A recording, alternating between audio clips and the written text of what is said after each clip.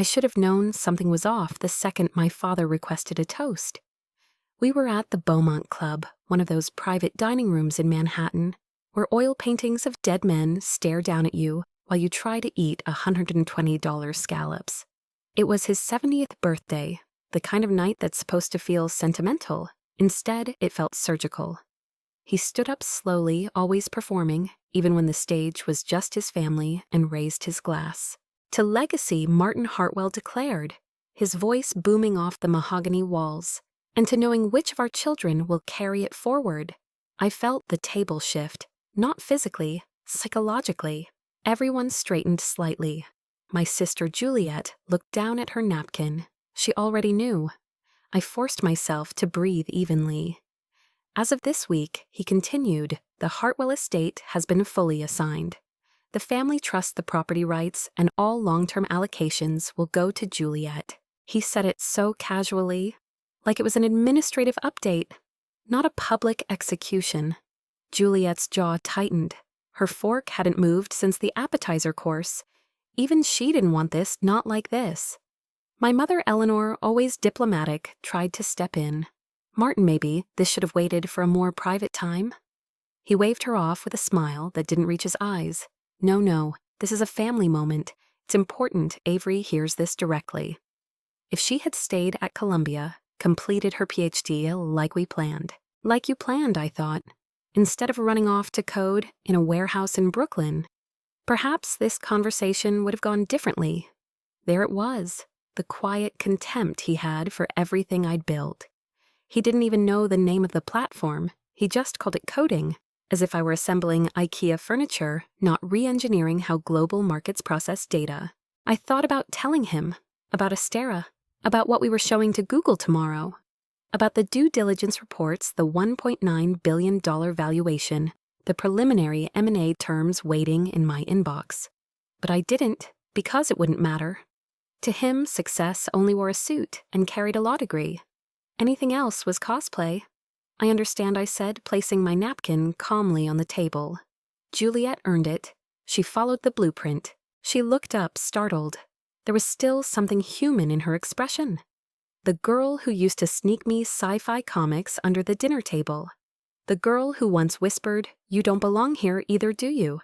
She opened her mouth to speak, but I gave a quick shake of my head. "It's okay," I said. "Really. Congrats on the Pike and Monroe merger, by the way. You handled the equity split brilliantly."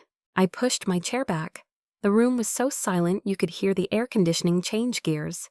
"Avery," my mother said gently, "at least stay for dessert. They flew in your favorite chocolate souffle." I paused. How touching. A $23 dessert to cushion a $50 million rejection. "I have a meeting to prep for," I replied. "Please enjoy the celebration."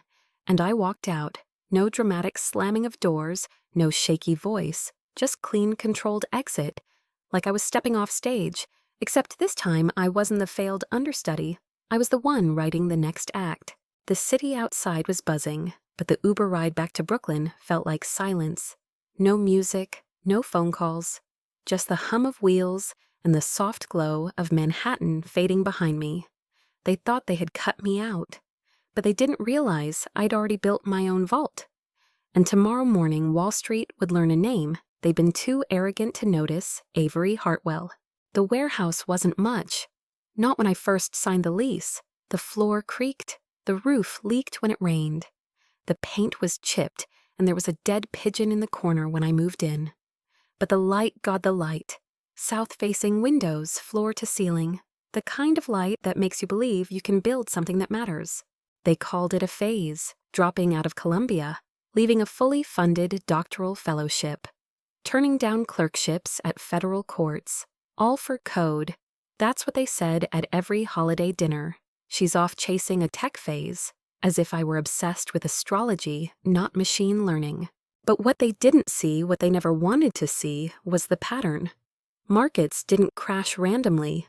Prices didn't spike from nowhere. There were signals, billions of them, buried in filing sentiment behavior.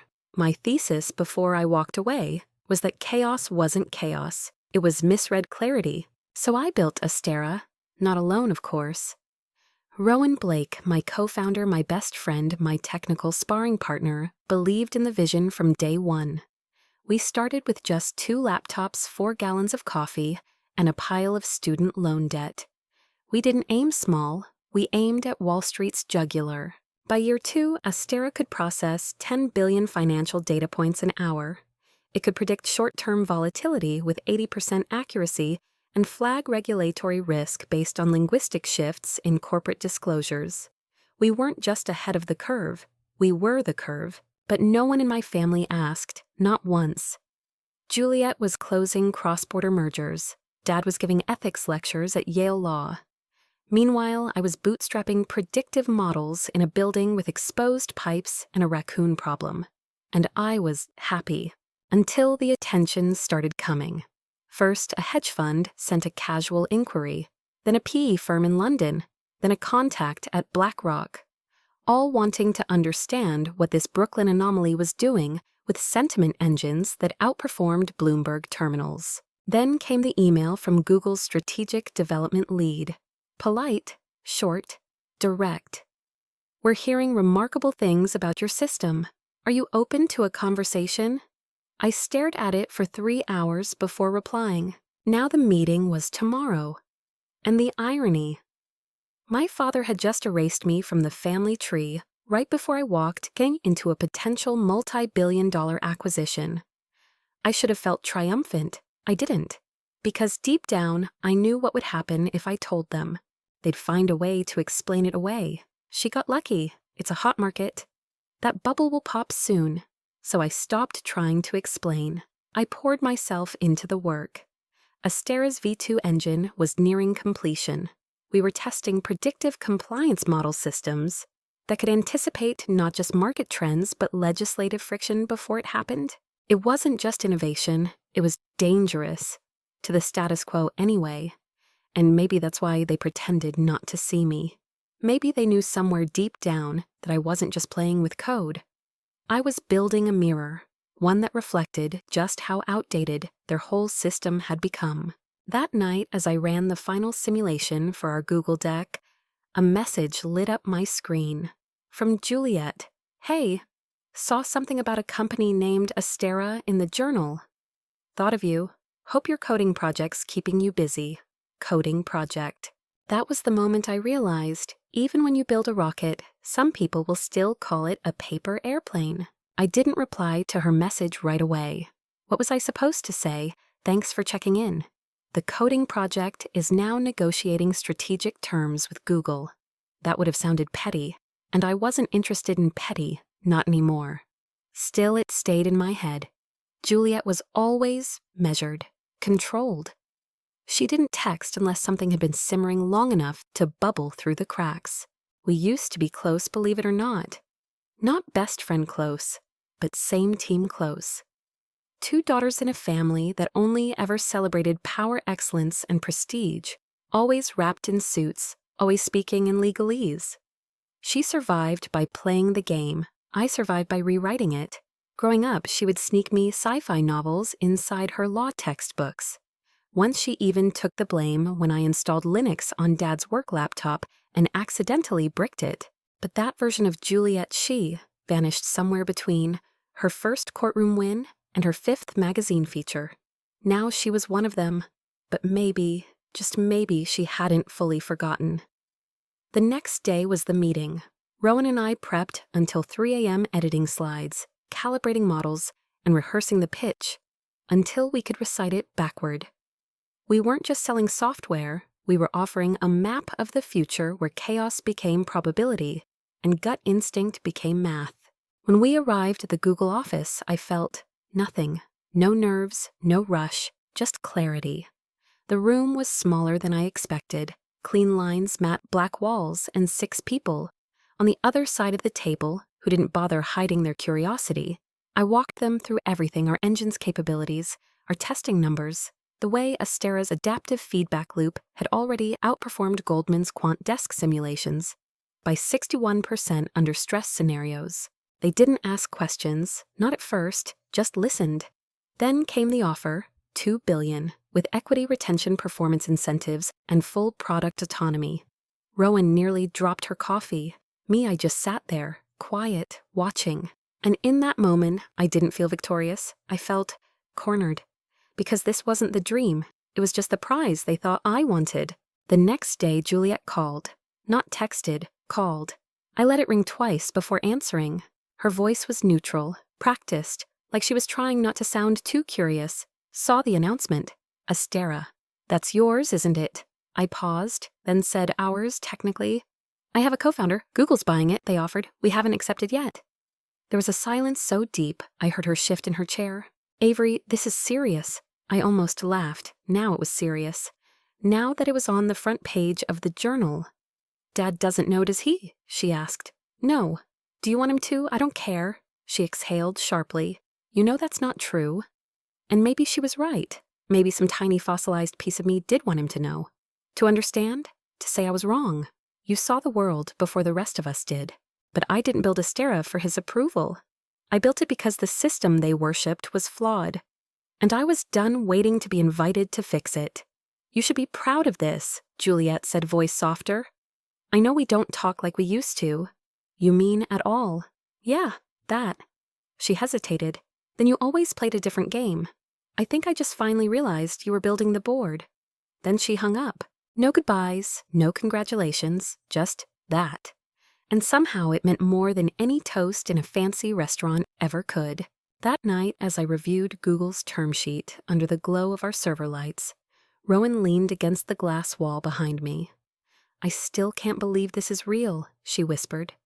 I stared at the offer, then back at our live dashboard, and said the words that would change everything. What if we don't sell? What if we don't sell? The words hung in the air like a loaded gun. Even Rowan, who rarely blinked during investor pitches, froze mid-sip of her black coffee. She leaned forward slowly. I'm sorry, but I turned my screen around, showing her the valuation metrics, our projections, the press interest, the algorithm's prediction confidence under volatility scenarios. Everything we dreamed of, right there, validated. But suddenly it didn't feel like a dream. It felt like a ceiling. We've spent 3 years building something that could reshape the backbone of global finance, I said.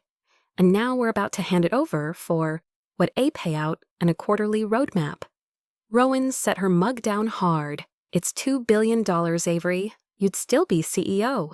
We'd have resources, talent pipelines, market reach. What part of this feels like a bad idea to you? I stared at the server racks behind her. Astera was humming literally and figuratively. Its live learning engine was adjusting in real time to market sentiment pulled from millions of social threads, press releases, and trade anomalies. It's not a bad idea, I said. It's just not our idea anymore. Rowan crossed her arms. This isn't some indie record label. This is finance. We don't get to change the world without capital. I don't need capital, I replied. I need control. Her eyes narrowed. So this is about control. It's about vision, I shot back. We didn't yell. We didn't throw things. We were 2 women in a warehouse, arguing over how to manage the weight of a $1 billion engine. She paced. Do you even understand what saying no to Google means? She asked, quieter now. It's not just passing up money. It's signaling to the entire market that we think we're untouchable. We are untouchable, I said. No one else has what we've built. Rowan looked at me, really looked. I risked everything for this. I gave up tenure track at Stanford. I haven't seen my parents in 18 months, and you're telling me we walk away from the only guarantee on the table? I softened. I'm not walking away. I'm scaling differently. We pivot, offer Google a strategic partnership instead of a buyout. We keep the engine. They get access to certain models. We maintain ownership, and we grow. She didn't say anything, just picked up her bag. I need to think, she muttered and walked out. She didn't come back that night. The next 48 hours were a blur. Meetings, model updates, legal consults.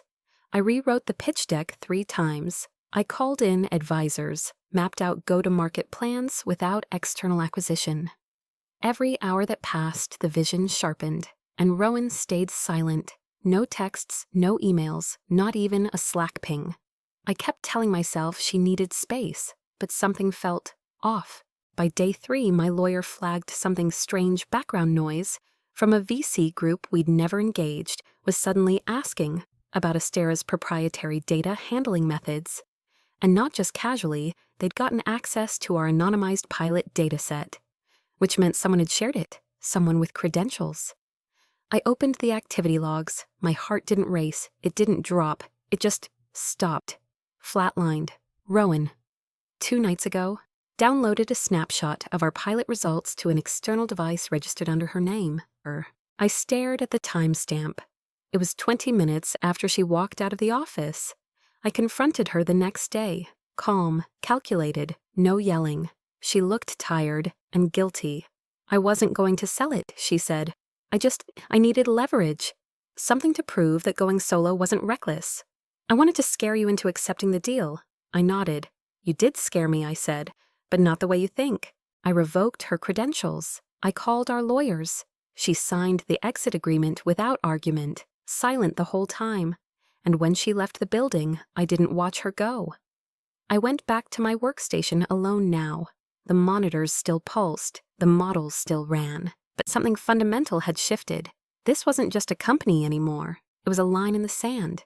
The next morning, the Google team followed up. Are we still proceeding? Their lead asked. I paused, glanced across the warehouse, now quiet, without Rowan's late-night humming or sarcastic playlist commentary, and replied, We're not selling, but we are ready to scale. There's a strange kind of silence that follows betrayal. Not the kind that feels hollow or sad, just still, focused, surgical. After Rowan left, I moved her desk out of the shared corner we used to joke about being mission control. I boxed up her old sticky notes and archived our internal threads. I even changed the office Wi-Fi password, not out of spite, out of necessity.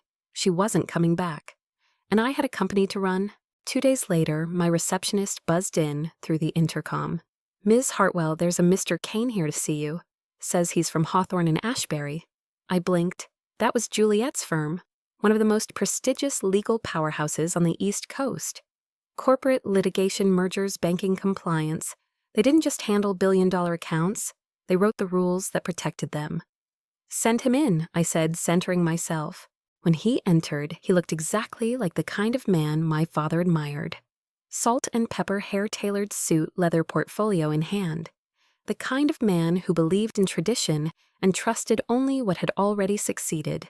Miss Hartwell, he greeted, shaking my hand. Thank you for making time. I gestured for him to sit. What brings Hawthorne and Ashbury to a Brooklyn warehouse? He smiled politely. Let's just say some of our clients are extremely interested in your technology. They've asked us to explore partnership structures on their behalf. I nodded. And Juliet, does she know you're here? There was the smallest pause, but I saw it, the crack. She's not involved in this conversation. Of course she wasn't. She never spoke about me at work, not because she hated me, but because I didn't fit the narrative. The daughter who dropped out, the coder in a hoodie, the warehouse girl, the outlier. He cleared his throat. If I'm being candid, Ms. Hartwell, I was surprised to learn of your relation. Juliet has never mentioned a sister in the tech sector. I smiled, small, sharp. Let me guess, she never mentioned a sister who plays with algorithms. He looked genuinely uncomfortable. Good. Before the silence could settle, my operations lead appeared at the door. Apologies for the interruption, Avery. But the Goldman team is ready for the live demo. Mr. Kane's eyes flicked toward her, then back to me. Goldman Sachs. The recalculation in his gaze was instant. His voice dropped half an octave. I'd encourage you to consider our offer seriously. We represent the top financial institutions in New York. We can open doors you haven't even knocked on yet. I stood offering a cool nod. Appreciate that. But I've learned to build my own doors. I didn't walk him out. I didn't need to. As the conference room door closed behind him, a strange wave of, not pride, but clarity swept over me. The same firm that once looked through me now looked for me. The system hadn't changed. I had become too big to ignore. That night, as I reviewed final prep for our Goldman demo, my phone buzzed. Juliet. Message Douglas Kane. Just left your office, looking like he'd seen a ghost. What exactly are you developing over there? I didn't respond. Not because I was angry, because I didn't owe her an explanation anymore. Instead, I turned back to our dashboard.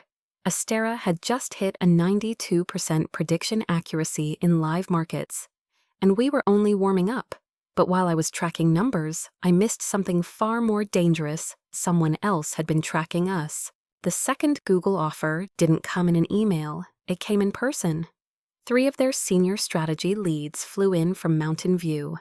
No press, no entourage, just 3 people in business, casual with tired eyes and billion-dollar intentions. They didn't bother with small talk. We're prepared to go up to $2.3 billion, one of them said. Full acquisition, no earn-out games, clean cash and retention. Rowan was gone. The data leak had been handled, and Astera was thriving. I glanced at the model's latest accuracy curve, 94.7%. We had quietly predicted a pharmaceutical merger 3 days before it hit the headlines. Everything I'd worked for was now on the table, so I asked them for something strange. Before I answer, I said I need 24 hours, but not for thinking, for drafting. They looked confused. That night I called Juliet. She picked up on the second ring. "You only call when something big is about to happen," she said. "Right, so I need 5 hours of your time, and I'm going to pay your hourly rate." She laughed. "You can't afford me. You're not billing me, you're advising me, off record." That got her attention. By 2 a.m., I had a new deal structure, not an acquisition, not a partnership, a reverse integration. Google wouldn't swallow us whole. They would fund Astera Global, a new semi-autonomous unit, built within Alphabet's ecosystem, but retaining its original structure, leadership and team. Full branding, full independence, full P&L authority. And I would serve not as a product founder under some VP, but as CEO of the unit, reporting directly to Google's board. We wouldn't be absorbed. We'd be installed like software into their system on our terms. The next day, I laid it out in front of their team. "This is not me saying no," I told them. "This is me saying, if you're serious about redefining financial technology, then let me lead it, not bury it." Silence. One of them flipped through the document. "You want to remain CEO inside Google, yes. But more importantly, I want to protect the DNA of what we've built. No restructuring, no brand dissolution. You get market dominance. We get autonomy." Another one looked up. "You realize this isn't how these things go?" I smiled. "That's the point." 3 days of negotiation followed. It wasn't easy, but it wasn't war. Because deep down, they knew we were right. No team would rebuild Astera from scratch. No new manager could replicate the culture. And they weren't just buying tech, they were buying momentum. By the end of the week, we had terms, historic terms. Astera would become Alphabet's first standalone AI-driven market infrastructure unit based in New York, led by me. We retained 87% of our original team full design control and an option clause that, if triggered, would let us spin back out after 36 months at a valuation premium. In short, we didn't sell the company. We installed it into the bloodstream of big tech with a kill switch. When I told Juliet the final terms, she went silent for a beat. Then said, "You didn't win the game, Avery. You rewrote the fucking rulebook." And I believed her. The press release was scheduled for Tuesday. Google requested a joint press conference at the Four Seasons Midtown. A ballroom, spotlights, headlines. But I had one condition. My family would be invited, all of them. I didn't do it to show off or to rub it in. I did it because I knew something they didn't. This wasn't just a business deal. It was a cultural reckoning. The daughter they once dismissed as the coder was about to become the youngest female CEO to ever enter Google's boardroom chain of command. And for once, they'd have to see it with their own eyes. As I zipped up my blazer on the morning of the announcement, my phone buzzed. "Dad, we're on our way. Your mother said to tell you she's proud." Well, I'll see you soon." It was the closest thing to an apology I'd ever get. I didn't need more. The room would do the rest. The ballroom was cold. Not because of the temperature the Four Seasons had climate control fine-tuned like a Swiss watch, but because of the tension humming just beneath the polished marble, the velvet chairs, the perfectly spaced step-and-repeat banners. The moment I stepped in, every conversation dimmed by half a decibel. It wasn't fear, it was recognition. The way people act when they realize the underdog didn't just survive, she rewrote the game and they weren't invited.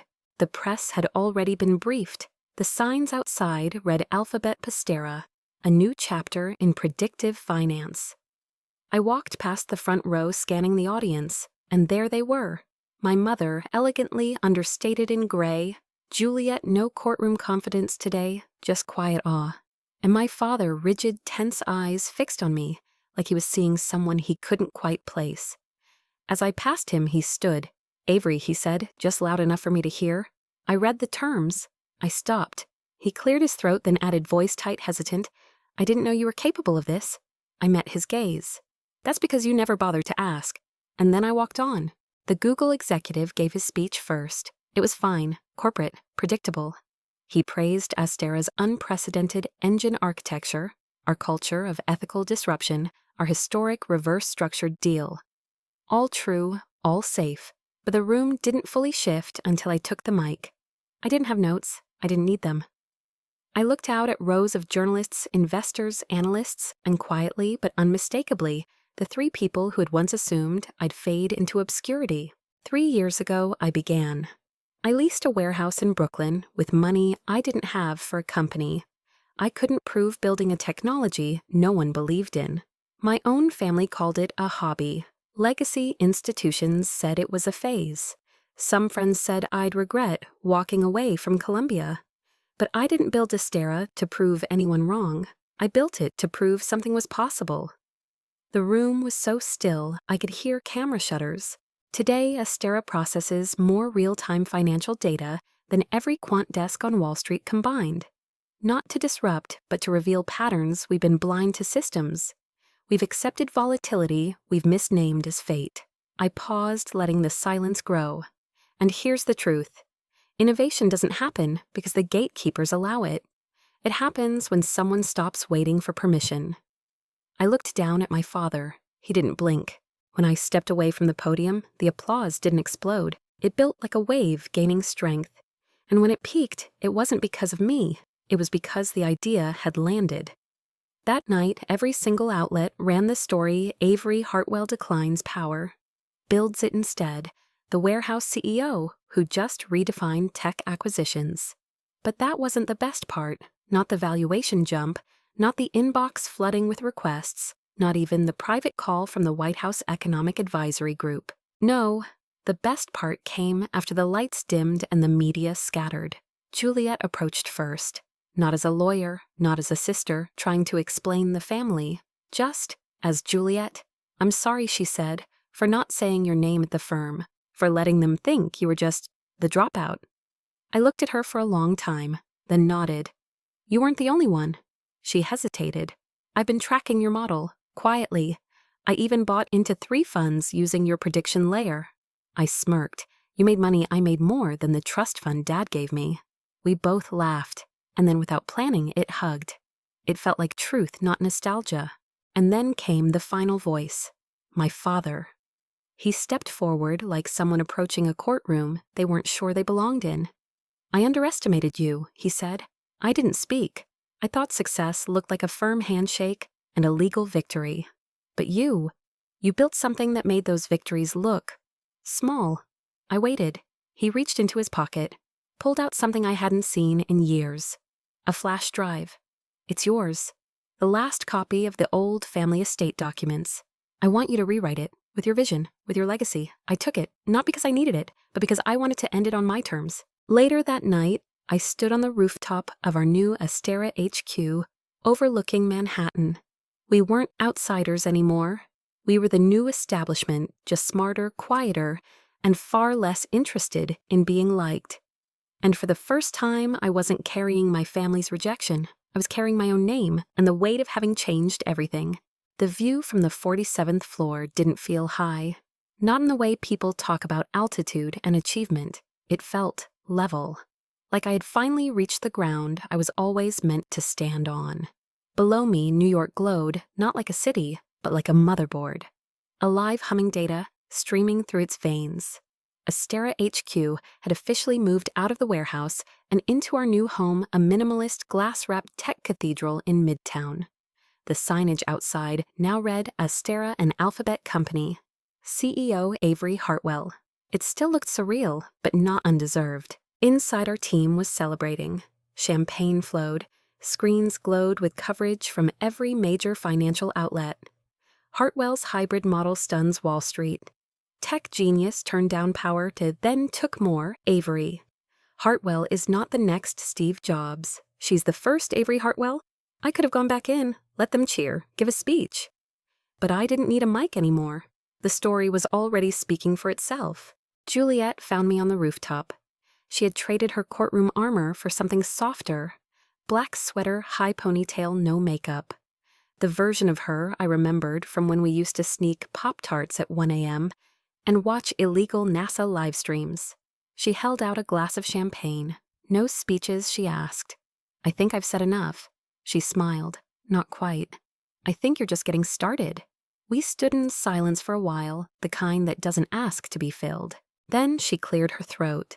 I've been thinking, she said. You're expanding globally. You're going to need legal leadership with cross-jurisdictional experience. I looked at her, slowly. Are you saying you want in? I'm saying I'm done advising companies who try to own people like you. A beat. Then I said it without ceremony, General Counsel. Astera Global. Full authority, full trust. You answer to me. You answer for me. She didn't flinch. I'll make the paperwork bulletproof. Good, I said, because next year we're targeting London, Singapore, and Zurich. She raised her glass. To family, I shook my head. To alignment. The next morning, I arrived at Google's Cambridge Innovation Campus for the first internal strategy session. The walls were lined with Astera's signature blue. Our neural maps pulsed softly on screens. The signage didn't say, "Welcome to Google." It said, "Welcome to the New Market Engine." As I walked toward my office, I passed a young woman, early 20s, hoodie messy bun eyes, locked on a dataset across 3 screens. I paused. She noticed me, startled, then froze. Oh my God, you're Avery Hartwell. I smiled. Last time I checked. I study your model, your reverse integration strategy. My parents think I'm wasting my economics degree. They said what you did was impossible. I looked her dead in the eye. Good. That means it's worth doing. She laughed a little too loudly, then apologized. Before I turned to leave, I added, they'll understand one day, or they won't. Either way, build it. And I meant it. Back in my office, the flash drive my father had handed me sat untouched on the desk. The last copy of the original Hartwell estate plan. I'd been meaning to destroy it, but something stopped me. I plugged it in. The folders opened. Legal documents, asset maps, trust directives, all the things I'd once been cut out of. But tucked at the bottom was something else. A scanned photo. Old, grainy. Me and Juliet, maybe 10 and 12. Building a fort out of court transcripts and old computer manuals in our father's study. We weren't pretending to be lawyers. We weren't pretending to be engineers. We were pretending to be something no one had invented yet. And now, it wasn't pretend anymore. That night, I wrote a new directive, not for the family trust, but for the Astera Foundation, a nonprofit that would use our prediction models to support financial literacy fraud detection and microinvestment access for underbanked communities. I signed it alone. No board approval, no legacy rules, no permission, just vision. Because that's what they never understood. Legacy isn't something you inherit. It's something you build line by line, decision by decision, refusal by refusal. And by the time they realize you were serious, you're already too far ahead to be caught.